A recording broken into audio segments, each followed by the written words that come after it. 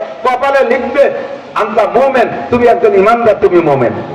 এভাবে 40 দিনের ভিতরে ওই একটা প্রাণীতে সমস্ত মানুষকে দুই ভাগ করে ফেলবে। এই ঘটনা কি ঘটছে? অতএব আগামী শুক্রবারে কিয়ামত হবে না। এরপরে পরপর লাগাতার 3 রাত 3 দিন পর্যন্ত 72 ঘন্টা পর্যন্ত দুনিয়ায় সূর্য উঠবে না। 72 ঘন্টা দুনিয়ায় সূর্য উঠবে না, কোনো আলো থাকবে না, কারেন্ট জ্বলবে না, আলো বাতি জ্বালাইতে পারবে না, আগুনের বাতিও থাকবে না, সারাটা দুনিয়া অন্ধকার। একটা সূর্য উঠছে না, দুনিয়ার কোনো বাতি নাই, তাহলে বোঝেন অন্ধকারটা কেমন হবে। আর ওদিকে সূর্য যখন উঠছে না, মানুষের তখন ভীত সন্ত্রস্ত হইয়া কান্নাকাটি শুরু করে দেবে, পাগল হয়ে যাবে, পায়খানা করে কাজ শুরু করবে, পানি খুঁজে পাবে না, বিশাল একটা মিনি কিয়ামতের একটা পরিবেশ হয়ে যাবে। এই কান্নাকাটি করতে করতে করতে করতে পশ্চিম আকাশ থেকে সূর্য উঠবে। সূর্যটা এপাশ থেকে উঠবে না, পশ্চিম আকাশ থেকে উঠবে। তবুও সূর্য যখন উঠছে মনের ভিতরে কিছু একটা প্রশান্তি, যে আলো তো হলো। এরপরে সূর্যটা উঠতে উঠতে বাদ আকাশে আসবে, আবার পশ্চিম আকাশে ডুবে যাবে। পরের দিন থেকে আবার নিয়মতান্ত্রিক সূর্য উঠবে। এই সূর্য যে ব্যাক হয়ে গেছে, ফিরে আসছে, এই ফিরে আসার পরে সমস্ত মানুষের ভিতরে চেতনা আসবে, আহা সর্বনাশ হয়ে গেছে। উলামায়ে কেরামের কাছ থেকে শুনতাম সূর্য পশ্চিম আকাশ থেকে উঠবে। হাদিসে আসছে আল্লাহর নবী বলেন সূর্য একবার পশ্চিম আকাশ থেকে উঠে আসার পরে আবার যখন ডুবে যাবে, এরপরে মানুষের যতই বুঝুক এই বুঝে কোনো কাজ হবে না। আর তওবা করলে তওবা কবুল হবে না, কাহারও ঈমান গ্রহণ করা হবে না। এরপরে আবার নিয়ন্ত্রণিক ভাবে সূর্য উঠবে, পূর্ব আকাশ থেকে পশ্চিমে অস্তমিত হবে। বলা হয় এর প্রায় 120 বছর, তাও শিওর তারিখ না, প্রায় 120 বছর পরে ওই সূর্য উদয়ের ব্যাক সূর্যের পরে প্রায় 120 বছর পরে কিয়ামত হবে। ও দোস্তরের সময় এখনো বহুত আছে, বহু দেরি আছে। কাজেই আগামী শুক্রবার কিয়ামত নিয়ে কোনো টেনশন করি না। তবে কিয়ামত তিনটা, একটা হলো ব্যক্তিগত কিয়ামত, এইটা যে কোনো সময় ঘটে যেতে পারে। কথা বলেন পারে কি পারে না? এখান থেকে বাড়ি যাইতেও পারেন, নাও পারেন, ফজরের রক্ত পাইতেও পারেন, নাও পাইতে পারেন।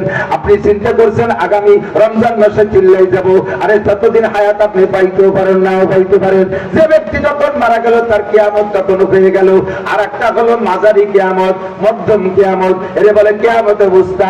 এটা হলো কোন জাতি গোষ্ঠীকে তাদের আচরণে, তাদের অপরাধে, তাদের অন্যায়ের কারণে আল্লাহ পাক ওই জাতি গোষ্ঠীকে ধ্বংস করে দেয়। যেমন কওমে আদকে আল্লাহ তাআলা কিয়ামত দিয়েছেন, আদ কওম শেষ হয়ে গেছে, কওমে সামুদকে ধ্বংস করে দিয়েছে, তারা চলে গেছে।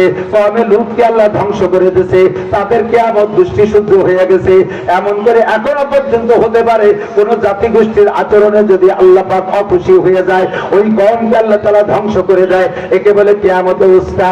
আর একটা হলো কিয়ামতে কুবরা, অর্থাৎ সারাটা দুনিয়া ধ্বংস হবে। আল্লাহ পাক বলেন ইযা ওয়াকাতিল ওয়াকিয়া লাইসা লিওয়াকাতিহা কাযিবা, যেই ঘটনা ঘটবে ধ্বংস হবে, ওই ঘটনার মধ্যে কোনো সন্দেহ নাই। সেই যে কবে হবে সম্পর্কে সাহাবায়ে কেরাম জিজ্ঞেস করেছেন নবী পাকের কাছে। জিবরিল আলাইহিস সালাম আদম আলাইহিস সালাম থেকে নিয়ে কিয়ামতের সংবাদ দিয়ে আসতেছে। সব নবীরাই জিবরাইলের কাছে কিয়ামতের নির্দিষ্ট তারিখ চান, কিন্তু জিবরিল বলেন আমি তুমি জিজ্ঞাসাকারীর চাইতে এ বিষয়ে আমি অতটা বেশি ভালো জানি না। কিয়ামতের তারিখ আল্লাহ পাক আমাকে বলেন নাই। তবে কি জিবরিল আলাইহিস সালাম সব নবী রাসূলকে কিয়ামতের কিছু পূর্বাভাস বলেছেন। আমিও মাঝে মাঝে বলে থাকি, এই হাদিস আপনাদের কাছে আমি বর্ণনা করেছি। দোস্ত নবী পাক সাল্লাল্লাহু আলাইহি ওয়াসাল্লাম বর্ণনা করেন হযরত আবু হুরায়রা থেকে হাদিস। আমি স্যার হাদিসটা তর্জমা করে শেষ করে দেব, আপনাদের বেশিক্ষণ বিরক্ত করব না। হুজুর বলেন যুবক আমার দিক, বুড়োরা আমার দিক, আওয়ামী লীগের এদিক তাকান, বিএনপি এদিক তাকান, জামাত জাতীয় পার্টির সমন্বয় কেউ নড়াচড়া করবে না, খুব খেলবেন। যার ভিতরে দোষ আছে সে সেখান থেকে উঠে আসার চেষ্টা করতে হবে। যদি আমরা এই দোষগুলো থেকে উঠে আসতে পারি তাহলে দুনিয়ার হায়াত বেড়ে যাবে, দুনিয়ার হায়াত বেড়ে যাবে, দুনিয়াকে আল্লাহ তাআলা আরো লম্বা করে দেবে। আর যদি আমি আপনি এই দোষগুলো দোষী হয়ে যাই তাহলে আল্লাহ পাক দুনিয়ার হায়াতকে কমায় দেবে, দুনিয়াকে অতি তাড়াতাড়ি ধ্বংস করে দেবে। এই যে ঘটনাগুলো বলছি এগুলো টপ টপ টপ টপ করে কয়েক কিছুদিনের ভিতরে তৈরি করে দিয়ে দুনিয়াকে আল্লাহ তাআলা ধ্বংস করে দেবে। আমি চাই না দুনিয়া ধ্বংস হোক তাড়াতাড়ি, আমি আরো অনেকদিন বেঁচে থাকতে চাই, আমি সুস্থ থাকতে চাই। আমি হালাল প্রশস্ত রুজি চাই, সম্মানের সাথে বেঁচে থাকতে চাই। কথা বলেন ঠিক কি ঠিক? এই জন্য আমি দোয়ার সময় শিখিয়ে দেই, যখন দোয়া করবেন আল্লাহ আমার হায়াত বাড়ায় দাও, শুধু হায়াত বাড়ায় দেওয়ার কথা বলবেন না। হায়াতের সাথে তিনটে জিনিস চাইবেন আল্লাহ, সুস্থতার সাথে, বলেন কিসের সাথে? ইজ্জতের সাথে, সম্মানের সাথে। 3 নম্বরে প্রশস্ত হালাল রিজিকের সাথে। এই তিনটে জিনিস আমার জীবনে অত্যন্ত গুরুত্বপূর্ণ। লম্বা হায়াত পাইছেন কিন্তু অসুস্থ, বারান্দায় পড়ে রয়েছেন 30 বছর, প্যারালাইসিসের রোগী। এই হায়াতে 5 পয়সা দাম আছে? বউ ছেলে মেয়ে সব বিরক্ত হয়ে যায়। ছেলেরা মাঝে মাঝে মাদ্রাসায় এসে 5-7 হাজার টাকা দিতে, হুজুর একটা জালাল খতম করে দিন, আপনারা আমার আব্বা মোটে ভোট দিচ্ছে না, উজু হয়ে না, ভাইকে হয়ে না। ছেলে মেয়ে বিরক্ত হয়ে যায়, বড়ি খালি বা সুরাত জালালি খতম পড়া দিতে পারি যে এই কাইসিয়ে পাইসিয়ে আগিয়ে মুখে তো বিশের পাটি সব নষ্ট নিয়ে ফেলাই দিল, বুলুর তলায় রাত্রি ঘুমনুর কাইসা নেই। তাহলে এই 30 বছর হায়াতের 5 পয়সা দাম। সুস্থতার সাথে হায়াত চাই, সুস্থতা পাইছি কিন্তু এমন আকাম করছি যে রাস্তায় বেরোনোর কায়দা নাই। রাস্তায় যাওয়ার সাথে সাথে এই দেশেই মালিক মোল্লা, যে মালিক মোল্লা থাকলে তারা আবার খেলাই দিয়ে বেরোলাম, তো শুরু করি। এই দেশেই জামাল, কোন জামাল? এই হচ্ছে বস্তা খালি পেয়ে যাবে। মুখের সামনে চোখের সামনে যদি এগুলো বলে দেয় তাহলে আর রাস্তায় হাঁটা যায় না। কথা বলেন ঠিক না? আল্লাহু আকবার। আমি হযরত ওমর ইবনে খাত্তাব রাদিয়াল্লাহু তাআলা একটা হাদিস শুনেছি ছোটবেলা মার কাছে। আমি ভাবতাম যে আমার মার বুদ্ধি দিয়ে বলে, মা বয়স বুদ্ধিমতী মহিলা, তাই তার জ্ঞান দিয়ে বলে। পরে হাদিস পড়তে গিয়ে দেখি আমার মা হযরত ওমর রাদিয়াল্লাহু তাআলা হাদিস বলেন। মা আমাকে আমি যখন একটু বড় হয়ে উঠছি, মা আমার নসিহত করে, বাবা এই যুবক আমার দিক তাকাও, রাতের বেলা এমন কাম করবা না যাতে দিনের বেলা মানুষের সামনে মুখ দেখাইতে লজ্জা হয়। ছোট্ট নসিহত মনে রাখবা, রাতের বেলা এমন কাম করবা না যাতে দিনের বেলা মানুষের সামনে মুখ দেখাইতে লজ্জা হয়। আবার দিনের বেলা এমন কাম করবা না যাতে রাতে তোমার ঘুমের ক্ষতি হয়, রাতে তোমার ঘুমের ক্ষতি হয়। দুইটা কথার ভিতরে বিশাল ব্যাখ্যা। এই দুইটা কাজ থেকে তুমি ফিরে থাকো। রাস্তাঘাটে বের হইতে গেলে যাতে ইজ্জতের সাথে, মানুষের সম্মানের সাথে আহ্বান করে, সালাম দিয়ে দৌড়ে আসে, মুসাফা করার জন্য ব্যস্ত হয়ে যায়, এমন একটা সম্মানী জিন্দেগি চাই। 3 নম্বরে অভাবের কারণে ঈমান নষ্ট হয়ে যায়। এই জন্য প্রশস্ত হালাল রুজি চাই, প্রশস্ত হালাল রুজি চাই। লম্বা হায়াত ইজ্জতের সাথে প্রশস্ত হালাল রুজি আল্লাহ পাক আমাদের সকলকে নসিব করে। জোরে বলেন আমিন। আল্লাহ যদি বেইজ্জতি জিন্দেগি না দেয়, সবাইরে হায়াতে তৈবা বাড়ায় দেয়, বলেন আমিন। তবে আমাকে দুনিয়া হায়াত নিয়ে থাকতে হলে তো দুনিয়া থাকা লাগবে। দুনিয়া যদি ধ্বংস হয়ে যায় তাহলে আমি থাকবো না। এবার দুনিয়া থাকবে কতদিন? দিন থাকবে যতদিন। বলেন দুনিয়া থাকবে কতদিন? দুনিয়া থাকবে কতদিন? দিন থাকবে যতদিন। প্রমাণ পালা রাসূলুল্লাহ সাল্লাল্লাহু আলাইহি ওয়াসাল্লাম হুজুর বলেন, লা তাকুমু সাআতু হাত্তা ইউকালা ফিল আরদি আল্লাহ আল্লাহ। জমিন অতদিন ধ্বংস হবে না, কিয়ামত ততদিন হবে না যতদিন জমিনের ভিতরে একটা মানুষ থাকবে আল্লাহ বলনেওয়ালা। বলেন না সুবহানাল্লাহ। এ ভাই, বর্তমানে দুনিয়া আছে না নাই? আছে। কি আমেরিকার ক্ষমতা বলে? চায়নার প্রযুক্তির বলে? জাপানের প্রযুক্তির বলে? দাদা বাবুকে শক্তির বলে? আরে আমেরিকানদের শক্তির বলে? দুনিয়া বর্তমানে আছে একমাত্র মুমিনদের কলেমার ওসিলায়। দুনিয়া যখন একেবারে শেষ প্রান্তে চলে যাবে, ওই সূর্য পশ্চিম আকাশে উদয়ের পরে দুনিয়ায় কোনো ঈমানদার থাকবে না। আল্লাহ পাক রব্বুল আলামিন হযরত আজরাইল আলাইহিস সালামকে ঘোষণা দিবেন, বলবেন তুমি সবগুলোকে ধ্বংস করে দাও। ইসরাফিল আলাইহিস সালামের সিংহার ফুঁকো হয়ে যাবে আর আজরাইলের কার্যক্রম ফাইনাল শুরু হবে। সারা দুনিয়ার সমস্ত প্রাণীকে মুহূর্তের মধ্যে ধ্বংস করে দেওয়ার পরে আল্লাহ পাক আজরাইল আলাইহিস সালামকে ডাইকে বলবে, ও আজরাইল কি পরিমাণ মারছো, কি পরিমাণ মারছো? সব মারে সাফ করে ফেলাইছি। তাই বাংলাদেশে কি গেছিলা? বাঙালিরা তো আপদ ভালো জায়গা বলাই থাকতে পারে, ও জায়গা দুই একটা থাইকে গেল নাকি? কয় আল্লাহ না, সব সাফ করে ফেলাইছি। এবার কয় আল্লাহ আনমা বাকিয়া, সবাইকে মারার পরে আর আছে কে কে? আজরাইলকে আল্লাহ জিজ্ঞেস করবে, সব মারছো, গরু ছাগল দানব মানব সব শেষ করছো, এখন আছে কে? কয় যে আল্লাহ এখন আছি আমরা 13 জন আছি। নাহনু সালাসা আশার, আমরা 13 জন আছি। কয় কেডা কেডা বলো? কয় আমরা ফেরেশতা বড় চারজন, জিবরাইল, মিকাইল, ইসরাফিল, আজরাইল, এই চারজন আছি। ও আমতার তুমি, ও হামেলাতুল আরশ, আর আরশ বহনকারী 8 জন, 8 আর 12 আর তুমি সহ 13, এই 13 জন আছি। আল্লাহ পাক বলবেন আর সব সাফ, বলে জি সব সাফ। তাহলে বড় 3 জনের জান আগে বের করে দাও। জিবরাইল, মিকাইল, ইসরাফিলের জান দাও। ইসরাফিল আলাইহিস সালামের সিংহার বুকে দুনিয়া ধ্বংস হয়ে যাওয়ার পরে এরপরে এই বড় 3 জনের জান, আজরাইল আলাইহিস সালাম 3 জনের জান নিয়ে আল্লাহর কাছে জমা দিয়ে দেবেন। এরপরে আল্লাহ জিজ্ঞেস করবে আল্লাহ মা বাকিয়া, এখন কয়জন আছে? তাহলে এখন আছে আমরা 10 জন। নাহনু আশারা, আমরা 10 জন। হামেলাতুল আরশ, আরশ বহনকারী 8 জন, আনতা ওয়া আনা, তুমি আর আমি, এই 10 জন আছি। আল্লাহ পাক বলবেন আরশ বহনকারী 8 জনের জানও বের করে আমার কাছে জমা দাও। যখন বলবে আরশ বহনকারী, যেই আরশ উঁচু করে রাখছে যে 8 জনে, ওই 8 জনের জান নিতে কইলে আজরাইল আলাইহিস সালাম একটু ইতস্তত বোধ করে বলবেন আল্লাহ এই 8 জন তো তোমার আরশ উঁচু করে রাখছে, এদেরকে যদি মেরে দেই তাহলে তো আরশ ছেড়ে দেবে, তোমার আরশ তো নিচে পড়ে যাবে। তাহলে এই 8 জনের বাদ দিয়ে সবাই তো সব করে দিছি, এ পর্যন্ত থাকলে কেমন হয়? আল্লাহ পাক রব্বুল আলামিন বলেন আজরাইল, তাহলে তুমি কি মনে করো আমি আরশ বহনকারী 8 জনের কাছে ঠেকা? তুমি বলো কুল হুয়াল্লাহু আহাদ, আপনি একটু বলবেন কুল হুয়াল্লাহু আহাদ আল্লাহুস সামাদ লাম ইয়ালিদ ওয়া লাম ইউলাদ ওয়া লাম ইয়াকুল লাহু কুফুয়ান আহাদ। হে আজরাইল, তুমি বলো কুল হুয়াল্লাহু আহাদ আল্লাহুস সামাদ, বলো সেই আল্লাহ একক, আল্লাহুস সামাদ, আল্লাহ মুকাফেকি, আল্লাহ কারো কাছে ঠেকানা। আরশ বহনকারী 8 জন ফেরেশতা আল্লাহকে উঁচু করে রাখছে, তাই আল্লাহ উঁচায় আছে। নইলে ওরা ছেড়ে দিলে আল্লাহ পড়ে যাবে। তোমার আল্লাহ এমন আল্লাহ না, দুনিয়ার দেবদেবীর মতো নয়। বছরের শেষে যাইয়া দেবদেবীদের রং নষ্ট হয়ে যায়। তোমরা জেনে রাখো সিবগাতাল্লাহি ওয়া মান আহসানু মিনাল্লাহি সিবগা। আরে দুনিয়ায় রং আছে, আমি আল্লাহরও রং আছে। আমি আল্লাহর রং কোনোদিন ওঠে না, তোমাদের দেবদেবীর রঙের মতো রং উঠে যায় না। তোমাদের দেবদেবী বছরের শেষে দুর্বল হয়ে যায়, পিছন দিয়ে বাস ঢুকাই দিয়ে রাখা লাগে, এপাশে ওপাশে বাস বাজাই দিয়ে রাখা লাগে। আমি আল্লাহ পাককে দুর্বল মনে করো না, আমাকে ওভাবে আরশ বহনকারী 8 জন ফেরেশতা উঁচু করে রাখা লাগে না। আমি আল্লাহ তাআলা নিজ অবস্থানে থাকতে পারি। কথা বলুন ঠিক কি ঠিক না? বলতে চাই না বাংলাদেশ আমরা কয়েক জাতির দেশ, মুসলমান, হিন্দু, বুদ্ধ, খ্রিস্টান, আমরা মিলে মিশে আছি মহব্বতের সাথে। কথা বলুন ঠিক কি ঠিক না? আপনাদের এলাকায় হিন্দু আছে না? মুসলমানদের দোকানেও যে মাল আছে, হিন্দু দোকানে সেই মাল আছে। আমরা কোনো ভেদাভেদ করি না। মুসলমানের দোকানের থেকে না কিনে হিন্দুর দোকানের থেকে মাল আমরা কিনি কি কিনি না?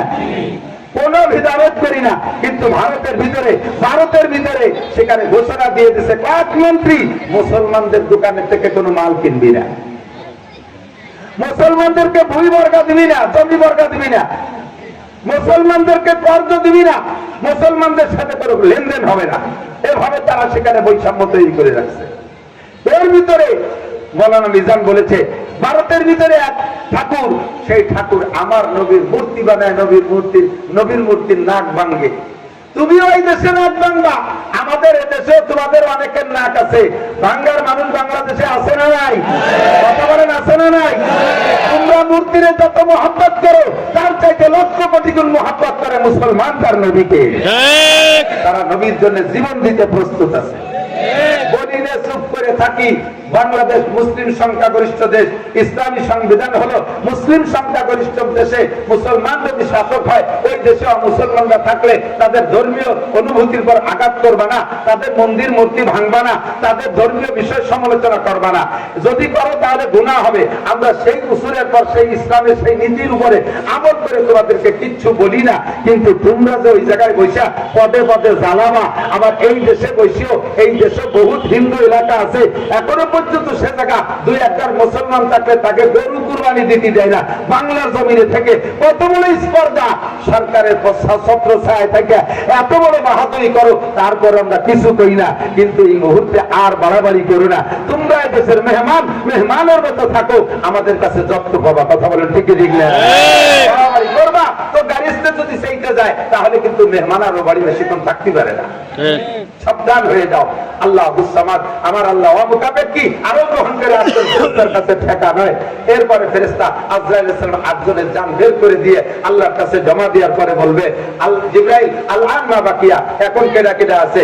আনতা ওয়া আনা, তুমি আছো আর আমি আছি, আর সব সাথ। আল্লাহ পাক বলবেন, আনা হাইয়ুন কাইয়ুম, আমি চিরস্থায়ী চিরঞ্জীব, লা আমুতু ওয়া লা আহইয়া, আমি মরিও না বাঁচিও না, আমি থাকবো। কুল্লু শাইইন হালিকুন ইল্লা ওয়াজহুল্লাহ, সব শেষ হয়ে যাবে, শুধুমাত্র অবশেষে থাকবে কে?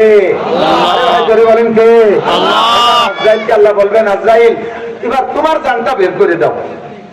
আজরাইল বলবে, আল্লাহ আমি তো সবাইকে মারছি, আমারে কে মারবে? আমারও মারার আজরাইলকে? আল্লাহ পাক বলেন, তুমি আত্মহত্যা করবা। পদ্ধতি কি? রিভলভার কানে বাঁধাই দিয়ে তুমি গুলিয়ে দিয়ে দিবা, পিস্তল মাথায় লাগাইয়া গুলি করে দিবা, তা না, তুমি তোমার বুকের উপরে হাত দিয়ে মুঠ করে টান দিবা, বাকি কাম আমি করব। আজরাইল যখন বুকের উপরে হাত দিয়ে মুঠ করে টান মারছে, আর সে আজিমের মালিক বলবেন, ওয়াইদা আরাদা শাইআন আইয়াকুনা লাহু কুন ফায়াকুন, আল্লাহ কুন কইলে সব হয়ে যায়। আল্লাহ তখন বলবে, কুন মাইয়াতান, তুমি মরে যাও। আজরাইলের মুঠের ভিতরে তার জানটা বেরিয়ে আসবে, আর এত জোরে একটা চিৎকার মারবে জান বেরোনোর সময় আজরাইল। ওই সময় যদি পৃথিবীর সমস্ত প্রাণীও থাকতো, আজরাইলের বুকের আওয়াজে সকলে কলিজা পয়সা মারা যাইত। কিয়ামত শেষ, এটা হলো আন্তর্জাতিক কিয়ামত। এই ঘটনা ঘটার আগে কিছু সিগন্যাল আসবে। নবী পাক বলেন, সিগন্যাল কয়টা মুখস্থ করাই দেই, এই কয়টা শুনে চলে যাবেন, এই কয়টা শুনে মুখস্থ করে চলে যাবেন। হুজুর বলেন, ঠিক তাকান, কিয়ামত আসছে, এই মূল বড় বড় ঘটনা ঘটবে, তার আগে কিছু ছোট ঘটনা। 1 নম্বর ঘটনা হলো ইজাত্তু কিজাল ফাইকু দাওয়ালা। যখন দেখবা মানুষে মুসলমানরা যুদ্ধে বিজয়ী সম্পদ, যুদ্ধে বিজয়ী দেশ, যুদ্ধে স্বাধীন করা দেশ নিয়ে 2 দলে কামড়াকামড়ি করবে, প্রত্যেকে বলবে এটা আমরা স্বাধীন করেছি, এটা আমাদের সম্পত্তি। এই নিয়ে যখন কামড়াকামড়ি চলবে, মারামারি চলবে, এই নিয়ে মারামারি চলবে যে এদেশ আমরা স্বাধীন করেছি, এদেশ আমাদের, তখন বুঝবা যে কিয়ামত বেশি দেরি নেই। এই যে বলবে, এইটা কি বলবে আরো বাকি আছে, না এই বলা বলি চলতেছে? কতক্ষণ বলা বলি চলতেছে। স্বাধীন করছে কে? তাও মুক্তিযোদ্ধারা জানেন। ঘোষণা দেশে কে? তাও মুক্তিযোদ্ধারা জানেন। যুদ্ধ করছে কারা? তাও মুক্তিযোদ্ধারা জানেন।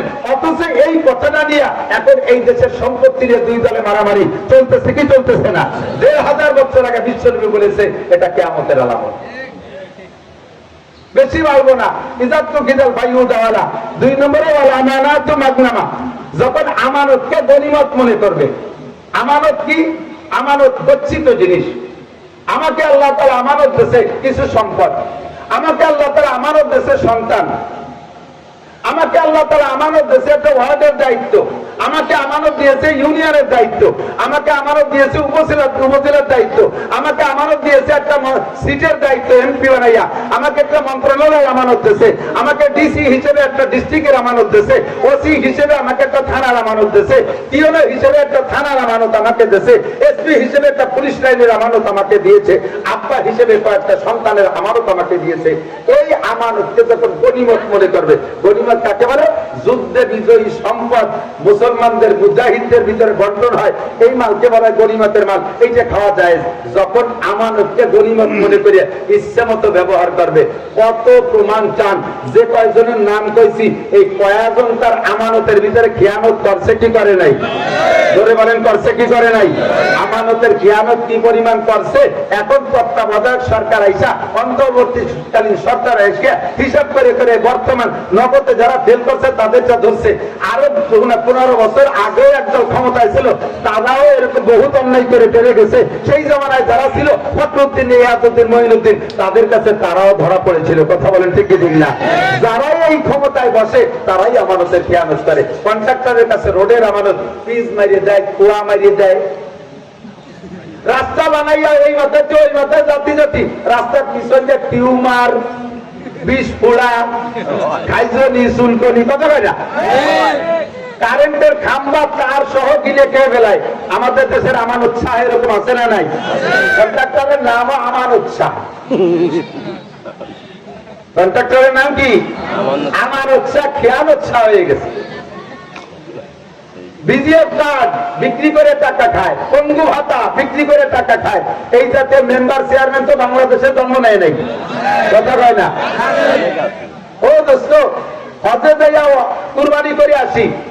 যারা হজে গেছেন হাজি সাহেবরা, এলাকার বহু হাজি আমি ওখানে দেখেছি, এলাকার মানুষের পয়সা আছে, ছেলেরা বিদেশ থেকে বাপরে হজ উমরা করে, তো হজ করেছেন, কুরবানি করেছেন, আপনার কুরবানির জন্তুর গোশত আপনি খেয়ে আসেন নাই, ওটা ওই জায়গায় জবাই করে, বরং আপনি নিজেও জবাই করেন নাই, মুআল্লিমের দায়িত্ব দিচ্ছেন, সে জবাই করে গাদি মেরে দিয়ে আসছে। ওই দুম্বা আর উট এইগুলো পরবর্তীতে ওই সৌদি আন্ডা ওট মোস্তানরা ওগুলো তারা খায় না, ওগুলো ধুইয়ে মুছিয়ে কাফন করাইয়া সুন্দর করে জানাজা ছাড়া বিভিন্ন দেশে গরিব দেশে পাঠায় দেয়। সবচেয়ে বেশি আছে বাংলাদেশে এই দুম্বা আর উট, সবচেয়ে বেশি আছে। আমার কসম খেয়ে বললে মিথ্যেবাদী হব না, উট তো আপনারা চোখেই দেখেন নাই, মাঝে মাঝে একসময় দুম্বা দেখতেন, ইদানিং তো প্রত্যেকে একটা করে পান, পান নাকি? এই দুম্বা যায় কোন জায়গা? নিতান্ত গরিব, অসহায়, এতিম, বাপ নাই মা নাই, 70 বছর আগে আব্বা মা মারা গেছে, উনি এখন শিল্পপতি, কোটিপতি, বড় বড় ইত্যাদি। ঘরের ভিতরে কবর একটা বানায় এনেছে, বিশাল কবর, লম্বা ডিপ ফ্রিজ, বস্তা ভরে তার ভিতরে নিয়ে সারা বছর কুরবানির গোশত দিয়া উনি বরকত হাসিল করেন। আছে না নাই? নামটা আমানত শাহ। বাংলার কপাল পড়ছে, এদেশের কপাল পড়ছে, আর জ্বলবে কবে তা বলা যায় না। সারাটা বাংলার জমিতে আগুন লেগে গেছে, তাদের কারণে, আর কের কারণে না, আপনাদের মতো সাধারণ পাবলিকের কারণে না। আল্লাহ নবী বলেন, ইজা কানা উমারাকুম শিরারাকুম, যখন তোমাদের দেশের নেতারা হবে বদমাশ, নেতারা হবে চোর, নেতারা হবে লুচ্চা, বউ দিয়ে হোটেল হোটেলে রাত কাটাইবে, নেতারা হবে বারিংম্যান, জাতির হক মেরে খাবে, লুটে খাবে, এতিমের মাল মেরে খাবে, ফাবাতানুল আরজা খায়রুম মিন যাহরিহা, ওই নেতার কারণে দেশের কপাল পড়বে। সাধারণ পাবলিক তোমরা দোয়া করো, কোন মতে কালিমা পড়ে মাটির তলে যাইতে পারো কিনা। শুধু আমলিগের দোষ দিয়ে লাভ নাই। কোন চাষিরা কম, আমাদের গোপালগঞ্জের ভাষায় কয় কোন চাষিরা কম, সালুন খার্জ, কোন চাষিরা কম, সালুন চেনে, সালুন চেনেন, ঝোল পুরনো বাংলা সালুন, কোন চাষিরা কম, সালুন খার্জ, সব চাষি বেশি। এদের কারণে দেশে বর্তমানে অশান্তি, কথা বলেন ঠিক ঠিক না? যত অশান্তি সব তাদের কারণে। মসজিদের আমানত কেশিয়ারের কাছে, কেশিয়ার কয় শুক্রবার মসজিদে আসে না, কয় জুম্মা। কেন আসে না? কেশিয়ার ক্যাশের টাকা দিয়ে মাইয়ে বিয়ে দিয়েছে, পরে তার মসজিদের কাজের সময় শক্তি দিবে না। ক্যাশের টাকা দিয়ে নিজে মুসলমানি নিয়েছে, কেশিয়ারকে বুড়ো বয়সে মুসলমানি নেই, ও সময় মতো নেই, নিয়ে বয়স হয়ে গেছে 32, তাই নিয়ে সমালোচনা চলতেছে যে তোমাদের মসজিদের কেশিয়ার আইজে মুসলমানি নেই, লজ্জাতে মুসলমানি নীতি দেশে মসজিদের ক্যাশের চাইতে নিয়ে এলে। ক্যাশের টাকা আমি জানি, ক্যাশের টাকা দিয়ে সুদির পর লাগাইয়া খায়, ক্যাশের টাকা দিয়ে দোকানের পুঁজি বানায়, ক্যাশের টাকা দিয়ে জমি বন্ধক রাখে, ক্যাশের টাকা নিজের সব জরুরতে লাগায়। মাসআলা জেনে নেন, যারা কেশিয়ার আছেন, খালি মসজিদ না, এইরকম আমানত যাদের কাছে, মসজিদের আমানত, মাদ্রাসার আমানত, আপনি আমার সাথে চলেন, এখনই দেখাবো আমার মাদ্রাসার টাকা রাখার একটা ব্যাগ আমার আছে, ওর ভিতরে আজ থেকে আরো 10 বছরই আগে দিয়ে